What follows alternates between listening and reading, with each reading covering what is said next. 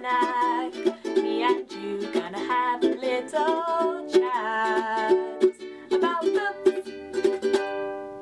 Hi guys, so I am here today to do a book review, and the book that I'm going to be reviewing is Malorie Blackman's Noble Conflict, which is a standalone book. I haven't read any Malorie Blackman for a while, but I did really enjoy her Noughts and Crosses series, which I read a long time ago. She was the first person whom I really enjoyed reading at school when I found her in the library, and I've definitely enjoyed her books since Noughts and Crosses. I liked Boys Don't Cry, but this one I enjoyed a lot more than that book, and I will tell you guys why. The thing I really enjoy about Malorie Blackman's writing in particular is that she doesn't fill her story with a load of extra details. She gets straight to the point, and the action is really fast, very intense, and it's filled with cool aspects. This is the story of Cass, who lives in a world which is divided, and there are two sides in the world where he lives who are always constantly fighting. The side that he is on is called the Alliance, and that is made up of the High Council, who employ guardians to fight with the other side. He is a guardian.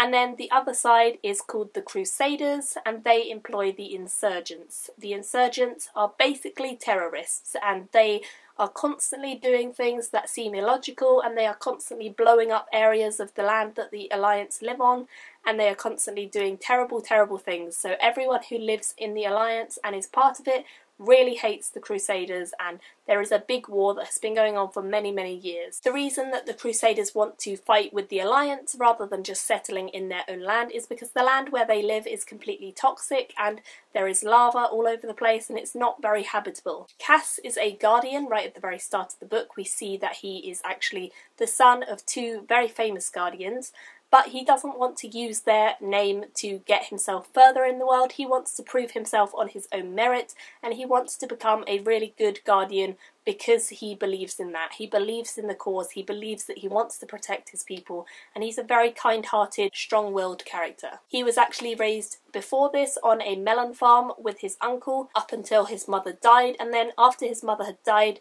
in battle, he wanted to become a guardian to defend the Alliance from the Crusaders. Cass is a very believable teenage boy. He's got a lot of teenage traits about him. He and his friend have a great relationship where they banter with each other and they make each other laugh, and they tease one another about all sorts of catastrophes and funny events. Cass himself is caring and intuitive. He's quite intelligent. He is very investigative. He likes to be the one who figures things out. He likes to go that extra mile and go and investigate if he thinks something is a little bit suspicious. He's very curious, he's very open-minded, and he likes to be the one who investigates everything. There were moments when I was reading this where I was certainly reminded of the Alex Rider series, which is by Anthony Horowitz, and that's a series that I really enjoyed as I was growing up. I thought it was a great, great series. I still love it today, and this certainly had very good echoes of that. I would really recommend this book. It is a cut above a lot of other dystopian YAs out there. I enjoyed it a lot. It was definitely more exciting than I expected it to be, and there were a lot more twists and turns than I was expecting.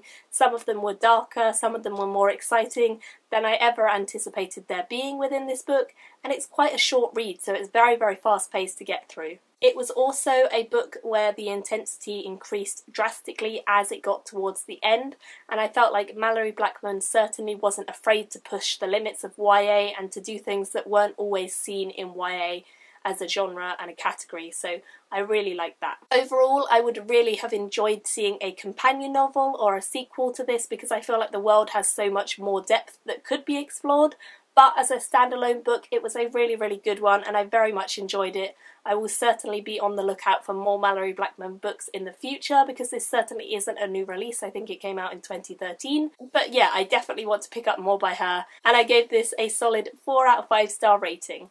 Thank you guys for watching. Let me know if you have read any Malorie Blackman, in particular this book, and what you thought of it, and I will see you all very soon in another video. Bye! Me and you gonna have a little chat.